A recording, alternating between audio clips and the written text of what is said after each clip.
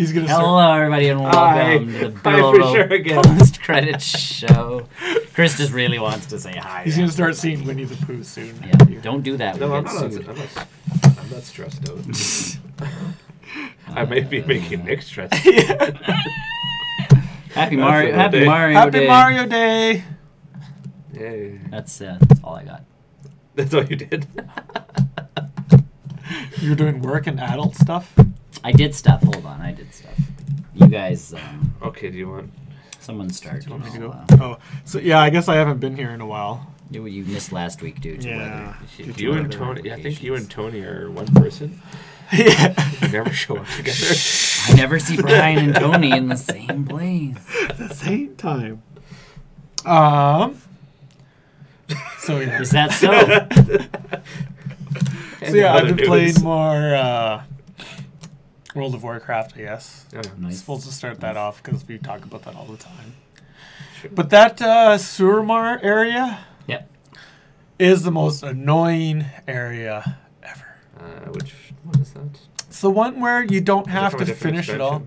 This is from the Legion expansion. This is why I never. This is the one where Nick was talking about, where you have to feed mana, ancient mana to people. Oh, okay. I got past that point. There's a point where you don't have to anymore because they're self-sustaining. But it goes on forever. Yep. So you got your rank up. And ever. And ever. And I'm still not done yet. I've been doing this for 2 weeks. And it's not done yet. It's a grind. It's a grind. But this is just one area out of 6. And all the other 5, you can do it in less time than you do this one area. Just because of the mana feeding? No, it's just because they really went into the depths of writing the story for this area. Yeah. Yeah, it's very in depth on the story. So that one was kind of annoying. Yeah. Annoying but fun at the same time. I've also been doing the Escapist too. Yes, I should probably buy that. It's pretty fun. Did Tony join in with you guys, or? I haven't. We haven't played. We haven't played together. This last I stopped playing a little bit because I don't want to play myself out, and I don't want to go too far so that I can play with you guys. And that's kind of what I'm waiting for. This one is. Okay, fine, I'll buy it. Enjoy the hell of it. Playoff schedules are really affecting my time playing. Yeah. It's good. And then I tried that new Kirby demo. Oh right. And how was that? It was fun. It's a Kirby game. It's a good Kirby game. I've never played Kirby before. So. It's Kirby, and it feels good. You suck the enemies up. You get powers. You get their powers. You can throw hearts at enemies now to make them That's the new mechanic for this game. So then you can play with your friends that's too. the ally part of it. Yeah. So you can either play with your friends, but it does not seem like an $80 game. I have to once the game comes out. I think that's what I'm going to wait for. Yeah. The most is how many levels do you get? Yeah. How difficult are the actual levels themselves? Like that's going to be the big piece. But yeah, you can play with up to 4 friends on one screen.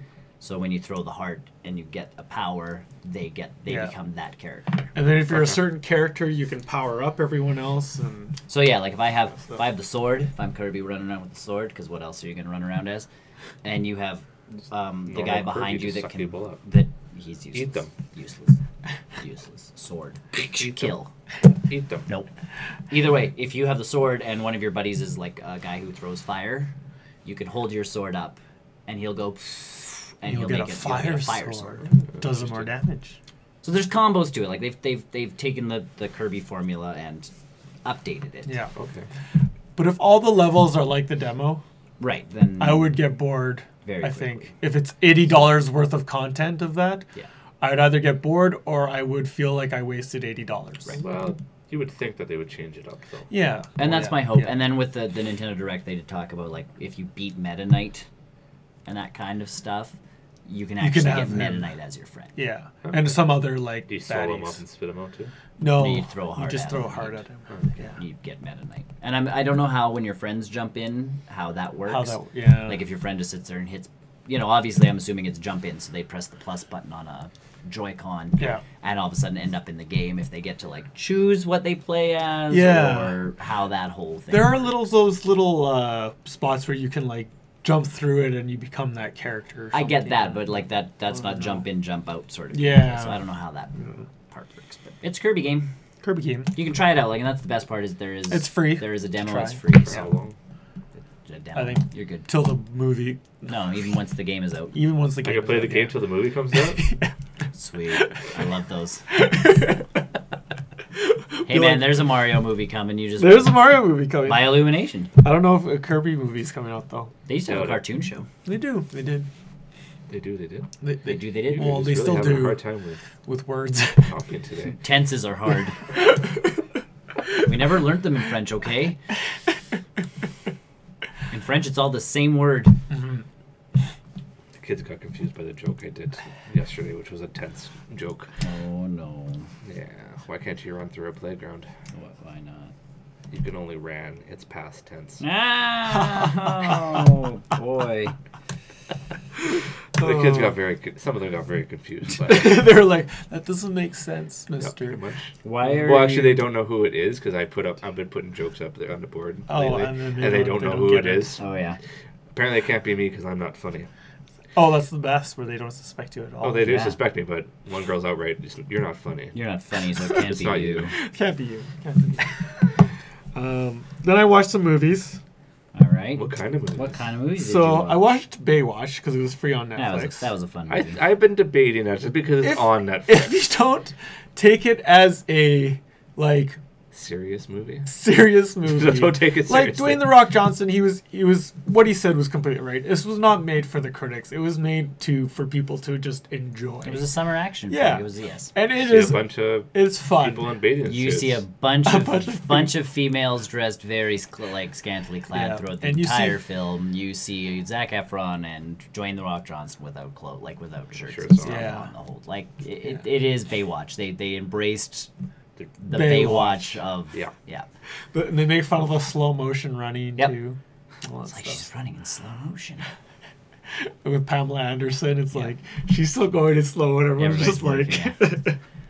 No, good flick. But yeah, it is more of you have to. Yeah, you have to not be like that's not possible. So you have to be like brain. This is awesome. But they tell you to almost as soon as that movie starts. There is no indication. It's not like the movie starts and you're like, oh, they've taken Baywatch seriously. You can't. No, like the one guy almost. I think it's right at the beginning. He gets excited. Okay. About the women of Baywatch, except he gets stuck in a lawn chair because of his excitement. His pee-pee that's how the movie. But that's how the movie starts. So honestly, if you're watching that, going, "Oh, they're taking Baywatch seriously now," you're an idiot. Yeah. Well, it was actually quite enjoyable. I would watch Baywatch. Yeah. And then I watched Furious 7. Good flick. So they did a great. Which one was this? That's which one? The last one with Paul Walker. Yeah. Oh yes, I like that. So that one was very That was very sad. Crowd full of macho men crying in the theater. Yeah. And when they all have flashbacks to the other movies. Oh. Yeah. That's good. No, considering Paul Walker died fairly early into a lot of that stuff being filmed, it was anything with his wife in the movie was his brother. Was his brother doing it? She never acted with Paul Walker for the last movie. And she was pretty sad about that. Well, but it's we're finishing this movie and he's gonna be in it. And I know the song crushed it at the end. The two of them giving this longing look at each other. Yeah, and then the car drives off onto another road. You're like, oh. And we'll never see him again. Yeah. Now you have to see Fate of the Furious. Yes. Oh, I haven't seen that yet. I haven't seen that. Fate of the Furious. Yeah. F8. And then my favorite movie that I've watched this year. Ooh. Coco. Oh, so it's a movie. No, it came out last. Well, I watched. I guess it's only been 3 months. 2000. Yeah, it was 2000. No, yeah, it was last year. It was in the Oscars. Yeah, they won Best Animated Film. But so far, that's the best. I bought it. I haven't watched it yet. That was one of our best. Tony, I think, counted that as his best film of the year. That movie was so good. Animated category. Thoughts? Sure. But yeah, no, that was a killer film. A good movie. Yeah. Finally saw it. You learned who Coco was? Yes, I learned who Coco was. Oh, it was so... Oh, I like that movie. You haven't seen Coco? No, I haven't, but I haven't watched. The kid's not Coco. You guys told me this already. Yeah, we had this. You've told me this already. Making sure. Because I went into that movie and it's like, Miguel, and I'm like...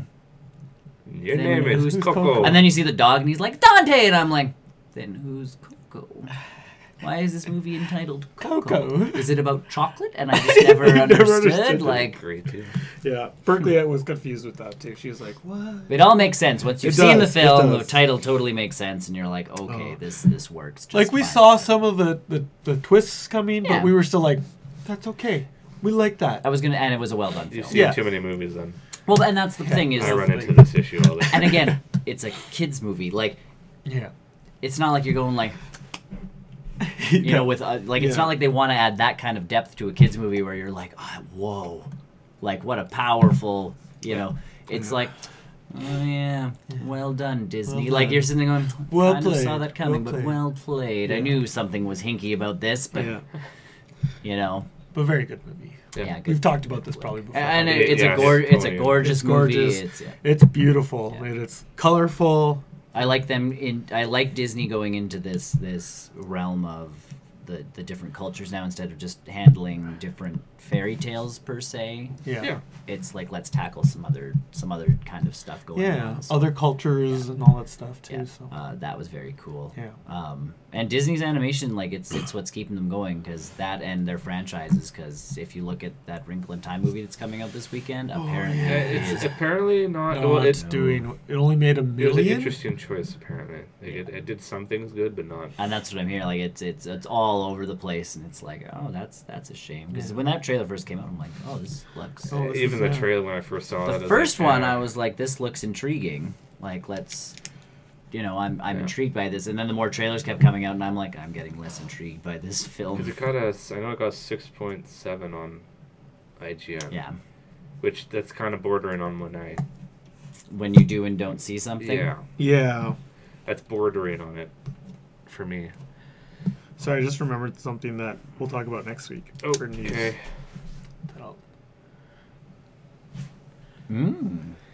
But anyways, but that's what I've been up to. So, but mostly just WoW on my hunter. Just trying to get through this. Time. Yeah, just getting through this one zone, and I'm just like, please be over. Please Wrinkle in Time is not doing well on Rotten Tomato for audience score or the tomato meter. Which is surprising from a Disney movie. Yeah. But there's stuff that's not franchise-based is doing really bad. Like someone mentioned that. That's why they bought Star Wars, is because they know it's a guaranteed... well. Yeah, same with Marvel. They know it's guaranteed now to make... It's going to, bang for their buck. Yeah. It's these original ones where people want original movies, but then this is what comes out of them, and it's like... Because even watching A Wrinkle in Time, the trailer, I'm sitting there going, there's too much CGI that I can see. Yeah. Which is part of my issue. It's like, I can see the CGI. CGI, if it's done well, should bring me into the movie. Wasn't it a book, too? It was, and it's a well-known kids book that people do for novel studies and that kind of stuff in schools. Like, it's well enough known that, like, again, we went to see Coco. That's when we first saw the Wrinkle in Time trailer, and we went with friends who have, younger kids who are, grade 6, grade 7, somewhere in that range of grades, and she had just finished the book. So this trailer comes up, and she's like, oh man, it's this! She recognized it instantly. Yeah. And they were like, we have to go see this movie. And I'm like, well, then I really hope it's good. Like, that's my thing. Yeah, is like, you hope it's... For that kind of thing, it's like, I really do hope it's good, or else you get that disappointment like I did with The Hobbit, where you go and see it and go, this is not the book that I read. Like... he kind of stretched that out a bit. Or like with The Lion, Witch, and the Wardrobe.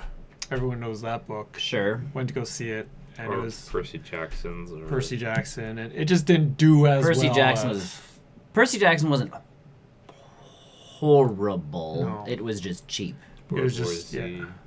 World War Z was definitely not like the book. No, If you watch, Aragon was the worst of the worst for a lot of that. Was it? If you read those books, and especially that book was written by, like, he was 15 when he wrote it, sort of thing, this kid. Yeah. And stellar book. And then he flubbed up when the third book came out because it was supposed to be a trilogy. Yeah. And he just kept writing and writing and writing and writing, but he didn't tell anybody. So the third book came out, everybody's like, score! And it ends on a cliffhanger, and, like, read the next one in book 4. And you're like, I'm done. I'm out. Like, I've never read the fourth book. But the first book I read, and I'm like, sweet! Movie came out, and I'm like, cool! Watch the movie, and I'm like, damn! This is nothing like the nothing like the book. It was the same. Actually, I read something today, or not today, this week. Yeah. Because I'm reading Robocalypse or whatever. The same thing as World War Z, but just with robots. Yeah. And Michael Bay's going to direct a movie about it. Yep. I'm yay, explosions. And, how? Yeah. And see, that's my problem. Like, World War Z as a book is this slow-paced documentary, very like methodical look into very individualized stories. Action. No, there was no action. No. And if you talk to Max Brooks or you listen to Max Brooks talk, zombies do not run. Like, that's rule number one for him, that it is not a zombie if it's running. What's the first thing that happens in World War Z? Running zombies. And you're like, and it's the same with this. Is like it's the same thing as World War Z, where it's different. It's showing the evolution of this. Yeah. How the war goes.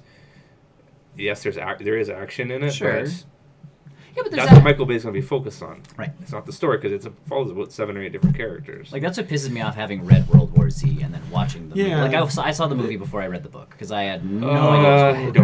I read the book before. I read the book, yeah. So, because I had no idea, like, I knew the Zombie Survival Guide was a thing. I had never gotten into that. And then until we went and saw Max Brooks talk that day, and I'm like, oh, like...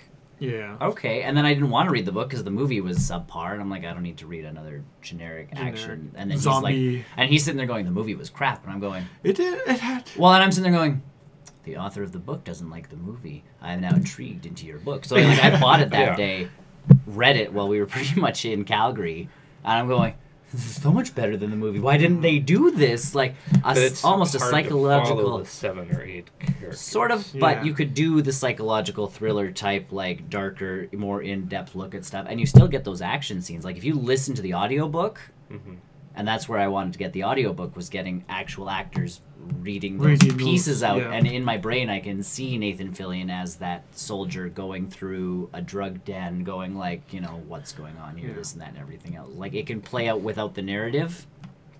Like, I can see it in my head, him as the guy going like, okay, like, this is weird, guys, da-da-da-da-da, and even split it into a bunch of different flicks.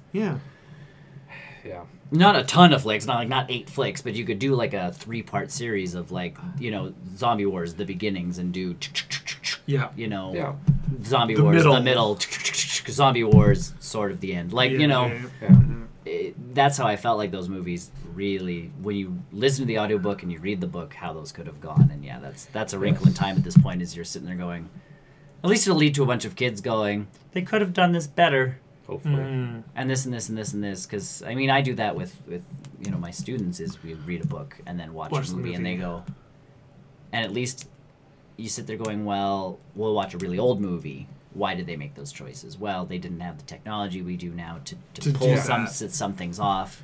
You know, the original Willy Wonka and the Chocolate Factory movie, it's geese that lay golden eggs instead of 100 squirrels in a room opening nuts. And I'm like, why do you think they do that? And, you know, the answer I normally get is because training 100 squirrels back then, like, you can't train squirrels. Like, you can make CGI squirrels now. True. But they couldn't do that back then. And so instead of making 100 little squirrel puppets that have to be doing this, you can make 8 very basic geese that go, and an egg drops out. Like, done. So it's like, there's reasons that movies are sometimes made differently.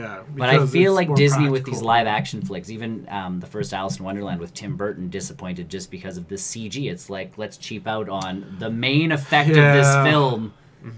And it's like, but there's a reason that Star Wars does good, because I feel like I'm there. Practical. There's stuff. Even if it's not practical effects, if it feels like a practical effect, I'm in. If your world, and yes, I get it, a wrinkle in time, things are happening. I get that. I've seen Doctor Strange. That's fine with me. But again, Doctor Strange I was into because it didn't feel like CG. No. It felt like it was part of that. Woo, It felt like good effects. This one, I watched the trailer and go, that could be polished up. They should have let that render longer. It seems like they paid a lot of big actors and not enough actual cut artists. The budget on the artist. Damn it, Oprah. You mean not Reese Witherspoon? Or Chris Pine and and technically he's only supposed to be in the book for like 5 seconds. The dad's only supposed to be in the book for like 5 seconds. So people are already like, there's too much Chris Pine in the trailers already. So like, that's a scene. This should be all his scenes. That should be it. That's all you see of Chris Pine. Like, I'm already worried there's too much Chris Pine. There's more Chris Pine in the trailer than there was in the book. So that's a shame. But yeah, Coco was good. So yeah, thankfully Disney can still bank on their animated stuff. because not all their original live-action content's doing great. That isn't attached to Marvel or LucasArts. Yeah. We'll see how Solo does. And that's the next big question mark. Did you put that down as your biggest disappointment? That is my expected biggest disappointment of the year. And so far, it's tracking. It's following suit. Okay. But that's all I did. Do you want me to go? I'll go. All right. I'll just take this. Okay. All right, fine. This is the same. Well, I guess we had to go kids' movies too. I watched Epic. Oh, yeah. The Leaf Men. And I like watching those because it's always interesting to see who was voicing the different characters. Yeah. I like that movie. I thought that was actually pretty good. That was his moment a few years ago, where he's the villains for everything. Yeah. He was the villain there. In this one. Yeah. It was okay. It pretty much followed the basic kid movie. Is that one done by DreamWorks? I want to say yes. Yes. I felt like that was a DreamWorks one. I want to say. I think the best part was probably the slugs. It was Aziz Ansari. Yeah, he was probably the best part of that, and he was just the comic relief. Yeah. That's DreamWorks at one point was a very big contender against Disney for animated stuff. Yeah. I don't know what happened. I don't know what happened to them. But Illumination came out and was like, fart jokes work. Yeah. Do what we always do. We just keep talking. Yeah. That's what we do. That's what we do. We just talk. So. Not much. Nope. Yeah. It was a decent movie. Continued the movie or the Marvel thing. Yes, good movie. A good one. Good one. It's one of my favorites. Definitely top 3. It's up. Yeah, it's up. Yeah. For me. Yeah. Which is funny because I think First Avengers is one of my bottom ones. Because I always fall asleep to it. Oh. I don't know why. It's your Walking Dead episode 1. I guess.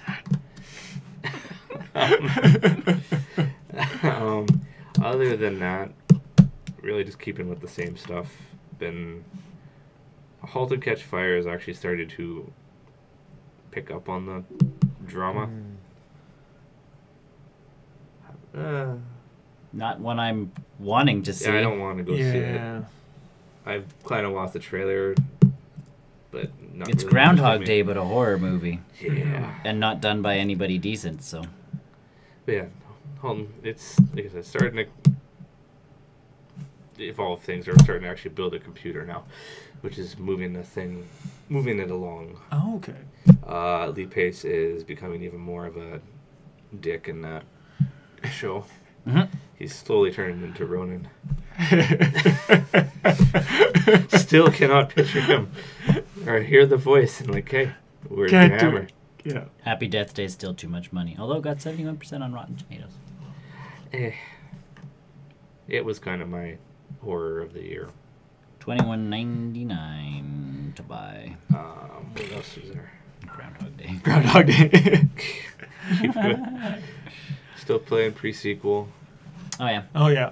I think I may have went too far into the story. I think I need to start doing some side stuff because start getting my butt kicked again. Oh yeah. Oh yeah. Games where you have to level up and all of a sudden you're like, why did it get hard? Yeah. Well, I did a mission, and you needed to use a specific gun. Yeah. So I moved it into and I liked the gun, so I'm like, oh, whatever, I'll keep it. And I beat the mission, and it let me continue on and move on with it. No, that's simple as that. Yeah. No. Pixels was great. But then it kept letting me have it for even half that mission, which was great. And then I played again, a couple days later, and the gun was gone. It was gone? Yeah, it wasn't in my inventory anymore. Oh. So the game took it away from me because the mission was over. Oh. What? It waited till I shut my game down to take it away. Oh. So I was stuck with my shotgun. So next time, never shut the game off. Never shut the game off. Apparently. Okay. Like that stopped us before. Yeah, it's I don't know. It's still good. Yeah. I gotta go back and do stuff. There is one mission where I may have sold something I shouldn't have, but the mission is stuck on my mission thing. I can't get rid of it. I can't do anything with it. It's weird that they let you sell. Yeah, I read online. It's important. a specific shield you need to have. Yeah. It's another person's shield where you're supposed to get into their secret little lair. Yeah. The only way to get in was with their shield. Oh. And I sold it. But it's weird that they'd let you sell. I know. Yeah, and that was the biggest complaint that I was reading. I was like, why would they let you sell it? Right. Yeah. That seems like a shoddy game mechanic. They take away my weapons. They take away my shield. Let me sell my stuff. Come on. This is the thing you need to win the game. I'll have to give you 5 coins. I did start a new game on the Switch because Rabbids has kind of frustrated me to the point. That I will take a break from it. Serial Killer. Serial Cleaner. Serial Cleaner. You said you were trying that one out too. Well, it was 50% off. Mm-hmm. Yeah, it was $9. Yeah. So I was like, why not? Yeah, $9 for a fun little game. I don't know how long this story is going to go on for. I don't know how many times I have to keep cleaning things. Forgot which one. Some of the levels are just like, okay, you have to take a couple minutes just to analyze what. You're watching guard patterns. You're trying to. It's like how much of this blood do I actually have to clean up? And then you finally analyze it, start going, end up getting trapped in a corner, and the cops catch you, and the map changes, and you're just like, damn it. Now the body's over here, and this is over there. Yeah, and that's actually I kind of like that they moved the bodies around. I do enjoy that. So it's not the same. Yeah. It's not like, I got good at this level, and I'm done. It's just you gotta be quick with some things. Yes. It's just like I can overrun the police sometimes. Yeah. Sometimes. They even see me go into the hiding spot, and they can't find me. I haven't tried that on the Escapists yet. If they can see me going into a locker. Into a locker, yeah. I always do that. Go to the locker. Go to the locker. But yeah, interesting game. And then just some more Ratchet and Clank. Just working through that. I don't like that. If I die, I have to go back to the start. Classic game. But that's yeah. It's an old game. It's an old game mechanic. As expected. But checkpoints. What the hell? What's a checkpoint? Yeah, that's it for me. Cool. All right. Kirby demo. That's done. Brooklyn Nine-Nine. I have now restarted. My wife has been watching. For the dozenth time? Yeah, I don't know. Even my wife's like, how many times have you watched this now? And I'm like, no, all the jokes though. It's cool. Jake's about to do this. It's like, would you like the entire season spoiled? Because I can tell you every episode. But my wife's also been watching New Girl, and there was one point on Brooklyn Nine-Nine where they did a crossover. Oh, did they? Did they do a crossover? So, in the Brooklyn Nine-Nine, the only part that's actually a crossover is Jake goes up to a car because he's chasing someone. Oh, right. And she's chasing the car, and he's like, I need to commandeer this vehicle as, an officer of, the New York police, da-da-da-da-da. And she's like, well, if you're taking the car, I am coming with you because I cannot lose Schmidt's mom's car. And I'm like, oh, this is kind of cute. And then he crashes the car. Oh. And that's it. Their scene's over. New Girl also did an episode with the Brooklyn Nine-Nine characters. Yeah. So my wife being watching New Girl, I'm like, I wonder where their crossover episode is. Well, we're on season 2 of New Girl. The crossover episode doesn't happen until season 6 of New Girl. I didn't even know they were got that far with New Girl, and I'm like, that's surprising. I know. So I'm like, so my wife fell asleep, and I'm like, skip all the way ahead on my Netflix profile. So on hers, it's still where we were. Yeah. I have spoiled quite a few things on New Girl for me now because a lot of things have happened between season 2 and season 6. Really? Yeah, 4 seasons. 4 surprising. seasons? Things change. Either way, they're visiting New York to go to Schmidt's high school reunion. Yeah. And she goes to get soup for Schmidt because he feels bad. And so she's leaving the deli, gets into her car, is driving, and all of a sudden Jake stops her. And you get that quick scene again without a lot of the back and forth that was on Brooklyn Nine-Nine. Yeah. And he crashes the car. And that's where it ends on Brooklyn Nine-Nine. In New Girl, she's like, what am I, like, is my car just, like, totaled now? Like, it's mom's car. And he's like, no. He's like, go to, like, the 99th precinct. And he's like, they will treat you like, because she's fed up with New York. Everybody's been, like, mean and this and that and everything else. And he's like, go to Brooklyn, like, or go to the 99th precinct. They'll deal with this. They'll be super awesome for you. Like, trust me. Da-da-da-da-da-da-da. Yeah. So she ends up with Gina doing paperwork. Oh, no. And that's always good. She ends up talking to Holt to try and, like, make sure, because he reassures her, like, you know, you'll have your car back tomorrow. Everything will be fine. Like, we'll get it all cleaned up for you. Sorry this happened, sort of thing. And she has this big kind of epiphany with him, and he's just Holt. Where he's like, that's not what I know. And then Winston and Nick in the show go out and spend a bunch of money on, like, a breakfast because they're high rollers in New York, except then they don't have any money to catch the train back to where they're supposed to be. Yeah. So they see a guy busking, so all of a sudden they figure out that if they busk long enough or build it up, people leave when their train shows up, and people just throw money in without actually watching their show. Yeah. One of the people who finally comes to watch their show is Charles Boyle and his kid. So they come to watch the show, and Charles is like, I've always wanted to participate in a busking type thing, and I'm like, oh my god. So New Girl actually got, like, most of the crossover part of that whole shtick, so that was kind of cool to see. But like I said, I spoiled a bunch of New Girl stuff. Just don't tell anyone. I'm not. I'm just like, I'll keep my lips sealed. It was worth it. It was totally worth it. It was actually pretty cool just to see, like, you know, Gina's handing paperwork over to the new girl whose name I can't remember right now. Zoe Deschanel. Yeah. Like, she's handing her paperwork and she's picking up. She goes, "This is to join the, like, NYPD softball team." And Gina's like, "Does it look like I care about what I'm giving you?" Like, she's just Gina, and I'm like, "This is I love it." Joel McHale show with Joel McHale. Still good. Still good. He is now in a feud with Good Morning America. Does Good Morning America know that they're in a feud? Okay. So the first episode of Joel McHale show with Joel McHale, he's like, there's this new thing on the Good Morning America where Dawn Adorable, there's this character on, like, or this girl on, this intern essentially on Good Morning America. Yeah. And she has a web show. So they were introducing her web show, and she's like, yeah, my web show, like, you guys have guests, and while they're waiting in the green room, I play games with them, and we do a little extra chatting and that kind of stuff, and it ends up on the internet. And so Kathy Lee and the other lady are sitting there going, like, oh, so, like, you have Joel McHale and Jason Presley on your like, first show. And she's like, no, they refused to, like, you know, they said they didn't have time to do the show. And then, so that's where the joke started, was because Joel McHale's sitting there going, like, I can speak for, you know, both of us when I say no one wants to be on your show, Dawn Adorable. And so they reference that on the Good Morning America or whatever it was. Like, Dawn Adorable says something along the lines of, like, Joel McHale doesn't want to do my show, da-da-da-da-da-da-da-da-da-da. And it's like, well, did you get this? No. And then so Joel McHale starts making fun of her on the second episode, and Kristen Bell comes out and she's like, hey, stop making fun of Dawn Adorable. I have her lunchbox and, like, all of the, like, Dawn Adorable stuff. And he's like, so you'll appear on her show? Oh, hell no.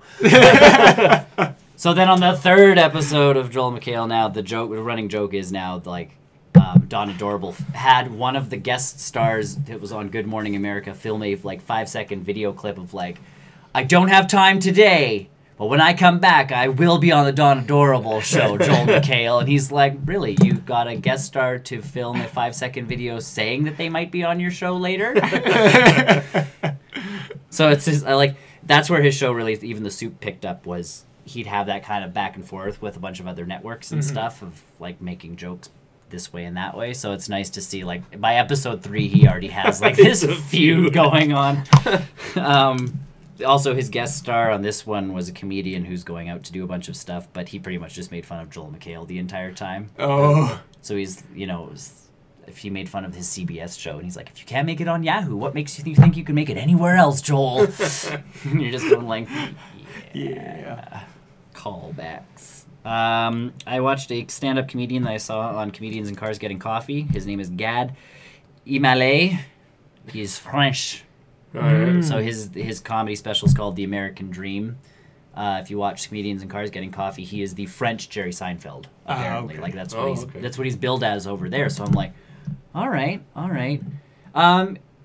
Pretty good comedy stand-up show. Not Jerry Seinfeld.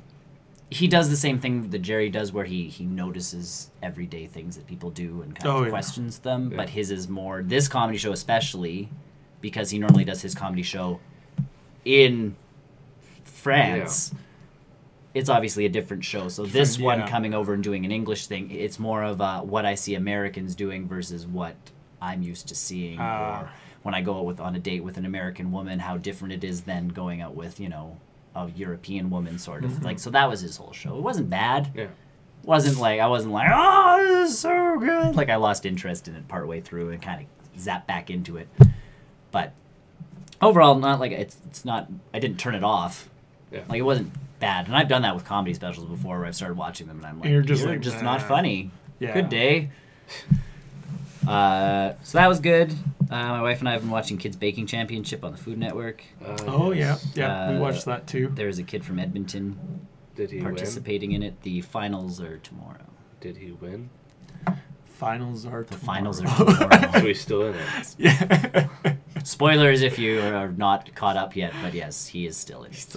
Which actually I was quite surprised at, because he keeps kind of coming in, though. He keeps squeaking through.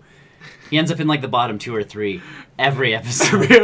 And then finally, on the semifinals, he's just like concentration to the max to make sure everything is like picture perfect. And the one girl who's normally that focused and everything is picture perfect, everything just fell apart. So he squeezes by. And he made it through, and I'm like, that's a shame, because the girl that got booted, I thought for sure would win. Yeah. Like, she was that good. So the Edmonton kid will. He might. He has a chance. Let's say that. So either way, my biggest thing is I look at it, and these are 10 to 13-year-olds doing things that are beyond anything that I could possibly do. I could not do that. And even watching it... How does your wife feel? It's actually funny with her, because my wife's a baker, so she watches it, and she's like, oh, shouldn't have done that. That's not going to bake all the way through. And you're like... She's got all the insight to every... Like, the kid piles in, this much cake batter into a pan. My wife's like, she should have split that in half. Yeah. She has 2 hours. She should have put half in one, half in another, baked them, and then stacked them. So you're sitting there going, and she's like, that icing's not going to turn out the way they thought it was. All of a sudden the cake starts doing this, and she's like, I told you. So it's kind of cool to watch it with her, because even when I have questions, I'm like, why is it doing this? Yeah. She can actually, I have my own, built-in behind-the-scenes, commentary going on. It's pretty good. Cool. Yeah, that's pretty fun. It's the same with teaching, right? Well, yeah, but this part's kind of cool, because 10 to 13-year-olds, and, in the first episode, the kid from Edmonton burns his hand because he refuses, he forgot to use no, forget that. I have once. And in their case, they have 2 hours, and they're going. So for already a 2-hour baking championship, I'd be in a corner crying. Yeah, I'd be stressed out. And I've showed my students this. He would have burned himself. Yeah, and he would have burned himself. I would have. But I showed my students this show, and they're like, hey, you have 2 hours to do this. And even my kids are like, 2 hours? Like that? 2 hours? And none of these kids use cookbooks, or they're just sitting there going, I put this much flour in for this much this to make this. They've memorized it all, or they have all notes those recipes or something. They're all there, and I'm just like, guys, I can't even. Yeah. I make cake, and it's like I'm sitting there with the box going, add this much milk. I think it takes 5 minutes per ingredient. Yeah. Well, and the first kid that gets booted, that's why he got booted. Is because he's sitting there and you measure flour. And unless you're working on pastries, and this is, again, one of those insider things, pastries is an exact measurement game. Yeah. You have to be on the nose. If you're making a cake, it's flour, this. Start mixing. Not wet enough. Liquid. That's, yeah. Oh, too liquidy. Flour. With cake, you can play that game. With pastries, it has to be dead on. But this kid making a cake in the first episode is just... Oh, no. He's got the little, the instrument to make sure he's got, puts the flour in the measuring cup and is sitting there going, and sliding and making sure it's level on top, and then adding the flour. And then he gets to the end of the competition, he's like, I ran out of time. And you go, well, when you're measuring everything by going... Yeah. When you're doing it like how you do at home. And again, like even me at home, you make something like even pancakes. Simple enough thing.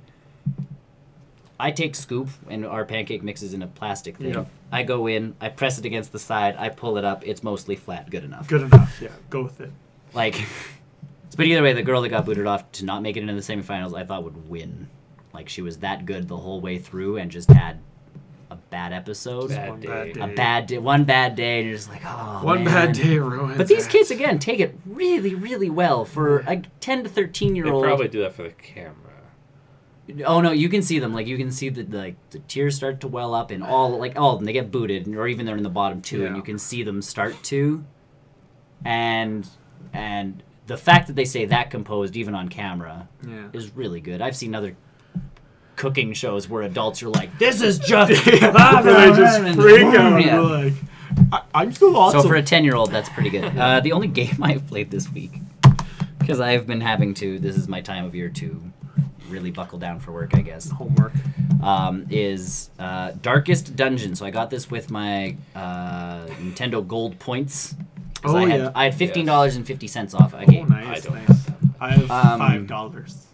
So that's not bad. It's not bad. So Darkest Dungeon is a very strange game. You are the inheritor of this of a manor of sorts, I guess is the or estate. And so you go to this house, and it is overwrought with the undead. Oh, that's awful. Why did you buy that? I'm just kidding. Yeah, why would you buy that? Why? So you start the game off, and you're a knight of some kind. Like you've got like the Templar symbol and that kind of the broadsword. And you and your buddy, who is some kind of rogue type character, he's got a knife and a gun, like a flintlock type gun. Oh, okay. You go into the first part of the catacombs to clear them out to get to this town that is below your estate. Like your estate's a castle. It's a large place. So that part teaches you the basic mechanics of the game, where you have so much health, you have to make it through a map of a given size, and depending on what you either have to defeat so many bad guys, defeat a boss, explore so much of the map, and then you finish. Each character comes with different traits that can get worse or better, or this or that, depending on how you play. So if they get poked too much, and there's like a bleed effect that can occur. If that happens too much, they can actually become anemic. Oh. Meaning that they actually lose more health when they have that bleeding effect on them the next time. And it can get worse and worse and worse and worse. And if you go through the game further than I've gotten, you can unlock the sanatorium, where you can send them and they'll get rid of those traits for a hefty price. Oh, okay. So one of like the Knights Templar guy, like the knight you first get, I seem to every time I restart the game, because I've restarted it a lot, he has the kleptomaniac trait. So you'll see treasure. You'll see treasure as you walk down a hallway, and essentially the game rolls a dice, and every once in a while he'll go, and he'll run up to it and he'll open it and you'll see what was in the chest, but you don't get it because he kept it. Oh, that bastard! Right. So you see they're going like, oh man. Also along with the game is a stress level meter. So because they're fighting zombies and this and that and everything else, some of the zombies like throw a concoction at you, and it causes your stress level to go up 20 points, which is like a ton of points. Do you start seeing Winnie the Pooh? No, but you do get a super negative effect where you can actually pass your turn. Your guy will start trying to run, so he's like, "I'm getting out of here," and he'll swap his place in your lineup, which you can only do certain moves from certain places in the line. Yeah. So like the knight, if he's in the back, is completely useless because all of his moves have to be in the front, in the first two positions. Yeah.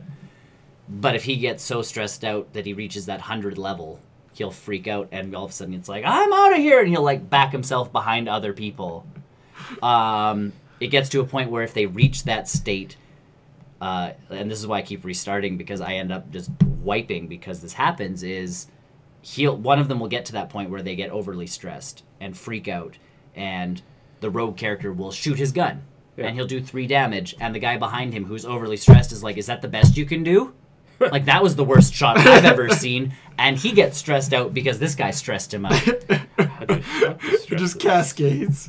If you beat bad guys, you can de-stress. There are certain fountains you can find to de-stress in the maps themselves. Yeah. Unfortunately, once they've hit 100 stress, whatever that like negative effect was sticks unless you can de-stress them to 0 on the map. Oh, jeez. Huh. That sounds stressful. It's a little stressful. That's why I keep restarting, because I have yet to actually get past like the 3rd quest without losing everybody. Yeah. In town, there's a bar. So that's a good de-stressor. So they can drink, they can gamble, or they can visit the brothel to de-stress. Certain characters' traits. So, like, if you get one person who's very pious, the only way they can de-stress is at the church by praying. Oh, okay. The church also has 3 different ways of de-stressing, like different kinds of things. So one person I had, the only way they could do it was by praying. Mm-hmm. Except if you do that, they miss the next mission. You can't take them with you. Because they're de-stressing. Because they're de-stressing. So there's a caravan that shows up, and every time you finish a mission, depending on how well you've upgraded this caravan, like once you've done it once and you've upgraded it once, after you finish the second mission, 3 people show up. Yeah. So all of a sudden you get 3 new characters you can add to your team. Mm-hmm. And I think that's where I'm screwing up, is I'm like, I like the team I have. Let's just keep going. Oh, you got to switch it up, though? You have to start switching it up and trading places with people and trying to, like, mix and match and do this and that. And I think that's where I keep screwing up, because I have yet to, I think, finish the 4th quest. I just keep restarting, because all of a sudden it's like, this character I really like dies. It is super tough. It is like a Dark Souls-esque version of a side-scrolling RPG type. How much was it? It's $30 regular. And because I had that's the only reason I bought it, was because I had 1550, and I'm like, I've heard of this game. One of my coworkers was like, I've played it, and I stopped because I couldn't take it anymore, and I understand why. But I am not giving up. You can upgrade your characters, so you can unlock the blacksmith to upgrade their weapons. You can go to unlock a guild, which upgrades their skills. So, psychologist? No, like I said, sanatorium. Oh, I guess, yes. There's a graveyard, so you can actually see all the people you've lost. Like, you're meant to have people die on you. Yeah. That's part of the game. Oh, good. My problem is I have someone die on me, which stresses out the rest of the team, which causes them to all panic and not do what they're supposed to do. And then they all die, and I'm like, the guild is nice because you can actually spend gold to upgrade their moves. Mm-hmm. Yeah. So if you get the paladin-esque lady, there's a lady that's she's got the hood, she's very holy, she can heal your team, she can heal individual people, she can also use like holy moves to smite and stun some of the bad guys. Sometimes you'll get her off the caravan and she'll have like no healing moves. So once you've unlocked the guild piece and you've leveled her up a bit, you can start going like, oh, I'm giving you healing moves now, but you can only ever have 4 active moves, so you have to give and take. Like, you can't just be like, you are an ungodly, amazing character. And Pokemon. Yeah. Except this one you can mix and match. So if you're going into a specific kind of thing where all you're doing is exploring, and you have to camp for the night, you got to make sure her camping moves are equipped this way and that, and these moves will probably like, oh, I don't need as many. You can switch them in and out. You can switch them in and out while you're not in the mission. Okay. So which is nice, because then you can kind of... You don't have to delete it and forget it. Yeah, you don't have to forget that. It's not like, oh, I forgot how to heal people. I can club them real good now, but I forgot how to... Yeah. Very tough game, but not... Still enjoyable? Like the first couple quests? The first couple quests are delightful. The first one's absolutely delightful because you really can't lose. That's always good. The second quest, I've pretty much... It feel good before the second quest, I've pretty much nailed down because you get the same characters most of the time for the second quest. Yeah. It's after that I start like, do I put you into the place to de-stress? Do I not? Do I do this? And then you end up facing bad guys that end up really stressing out your characters. And I'm like, I think I have to play and just let the chips fall where they will. And let everybody die. And if people die, they die, and just kind of roll with it and see how far I go. Yeah. I think I have to do that, but at this point I'm like, no! We will all make it through! And we will all survive! I'm also playing on the easiest setting, by the way, so it's like, I don't even want to know what happens if I step that up. Oh, good. But yeah, like, there's one bad guy in the third quest that his move, he's like a weird little imp creature, and he's more of a priest, but he throws a goblet at you, and its entire thing is like some intoxicating potion that stresses. It gives you 20 stress points. Oh gosh. Like with one move, and I'm like, kill him first. And so I do. Like I aim to destroy him, but he gets one shot in, and all of a sudden this guy's up to like 20 points already, and I'm like, great. And then you go into the next room, and there's another one, or there's two of them in one fight, and you're like, oh my god. Run! Can you guys not run? Sacrifice that person that's getting stressed out, so stop stressing the rest of your team out. And then if you... It's a sacrifice, so they shouldn't be upset about him. Well, so then I my last playthrough this morning, I'm like, all right, got my group together. I put 2 people to de-stress. I went into my next thing, and it was a camping one. You have to camp overnight. So at some point, you have to choose to camp. Okay. Camping, you have so much time to spend camping, and each person has different moves. So one of them's like, bolster your party. So one of your character goes, I think we're doing really, really well, and everybody loses 10 stress points. That takes so much time. Something else takes so much time. So all of a sudden, I had everybody's stress levels down to like a nice amount. Yeah. I hit nap. Everybody's stress levels went up again by 10. Because it got too dark. I think we spent too much time talking. And then we got ambushed. Where's your lookout? So then everybody gets stressed out again. And my entire team falls, and everybody's dead again. And I'm like, restarting again! Everyone's like, okay. Oh my god! You always have a lookout. Well, I don't get to decide that. It's the game that gets to decide that. So D&D stuff. I know, and that's it is the thing. I do want to play the game more because I do want to get better at that piece of it. But and I bought the special edition, so I think I spent $40 and minus the 15 because I got the DLC. Like I get all the DLC, so it adds a whole bunch more stuff to the. It adds a whole bunch more stuff to the game. Yeah. And I'm like, and the DL like it was the difference between an extra $10, and I looked at the DLC and how much the DLC cost, and to buy it all individually was way more. So I'm like, I'll just take the $10 and whatever, go with it. So either way, like it's a good game. I'm just not good at it. Yes. Yes. We will go with yet. Thank you. Yeah. You've bolstered my confidence and dropped my stress level. There you go. Don't want to see Winnie the Pooh. Why not?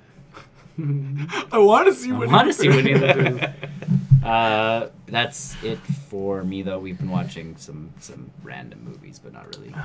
We've just had them on, so not really watching. Not really. Just kind of like we woke up this morning at 6:30 because we always wake up early, and we were like, neither of us works today, so my wife turned on Wreck-It Ralph. And good movie. But we both just fell asleep again because it was just like it's 6:30. Let's in just the morning. So, that and hockey. We're watching hockey. Yep. Hockey. It's kind of fun just to watch them have fun at this point. Yeah. We're done. Without any like. Now we're just here for watching the scoring race. That's all we're doing. Yeah. It was kind of cool. Glenn Saylor was in town with the New York Rangers the other day, and listening to him talk was interesting.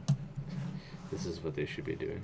Almost. Like, he didn't want to outright say it, but he's like, if I were coaching this team, he's like, this is how I'd be letting it happen, sort of thing, as opposed to... And I'm like, see, it's like, I like this kind of stuff where the interviewers were not asking very good questions, but Glenn had good answers for everything, so that was good. Well, that's good.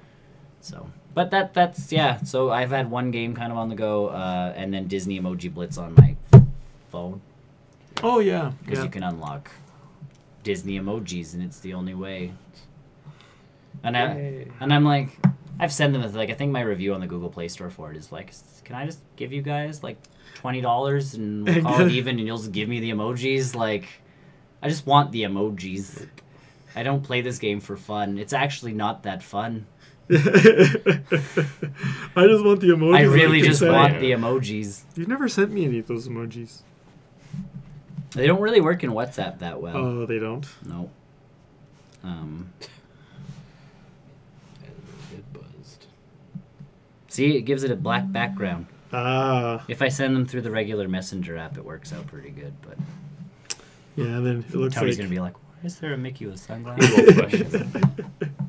Because it's a nice day outside today. It's a gorgeous day. So either way, that's what I've been up to. If you do have some extra time or you see it on sale, Darkest Dungeon is a good game to pick up. I gotta buy Escapist first. And yeah, if you get the Escapist, then we can dive into that one. So. Yeah.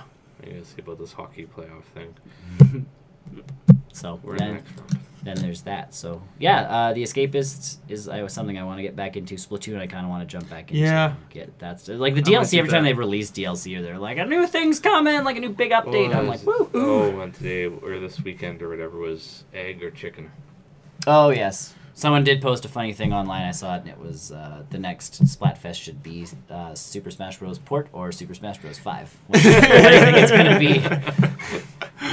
That'll be a heavy competition there. Yeah. Oh, totally. It already is. Like I love the internet and just how insane people get over. Like I like it when we get insane over that kind of stuff. Yeah, like you see that, and it's like this is a fun argument that we're having, as opposed to like certain arguments that have been cropping up again because the governments are all like, oh, video games are bad. Yeah.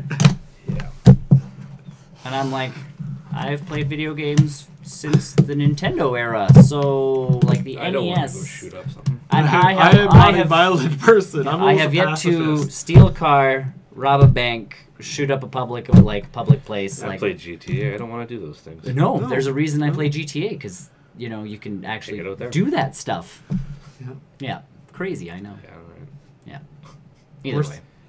Not to get into any of those kind of conversations, but I do like seeing the Super Smash Bros. Like arguments. It's like, it's a port. It's not a port. It's a port. It's not a port. And it's like, guys, no one knows.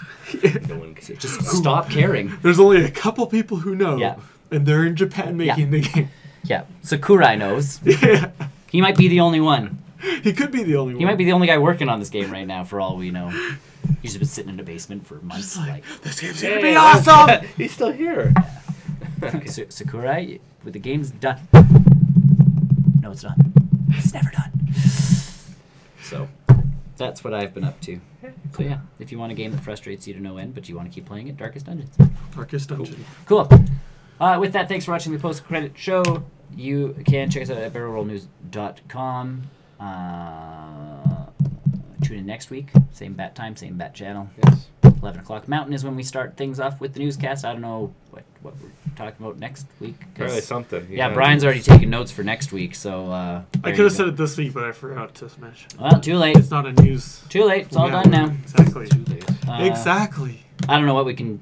maybe Nintendo will release another Direct and we can talk about it. So. Maybe something will happen. More trailers. I had to laugh because even Tony posted it on Twitter, but Activision announced Black Ops 4. Oh, yeah. And no one cared because everybody's still trying to figure out if Smash Bros. Is a port or not. And did you see how they put the 4? Is it 3 lines going down, so it splits it into 4 sections. Yeah. It's not like Roman numerals anymore. Yeah, We're going into like barcodey. Well, that's, I know someone else posted that one too, and they're Yeah, like Black Ops 30, and it's 30 is just a barcode. Either way, thanks for checking us out. You can find us on YouTube. You can find us on Twitch. You can find us on Mixer. With all of that lovely stuff. Smashcast, I don't think you can find us on, so I'm sorry if you can't. Other than that, check us out. We might be streaming some stuff this week because I'm kind of done my big project, but I don't know. So we'll see. Either way, that's all I've got for you. So thanks for watching. Yeah. See us next week, barrelrollnews.com, etc., etc., etc. Bye. Bye. Bye.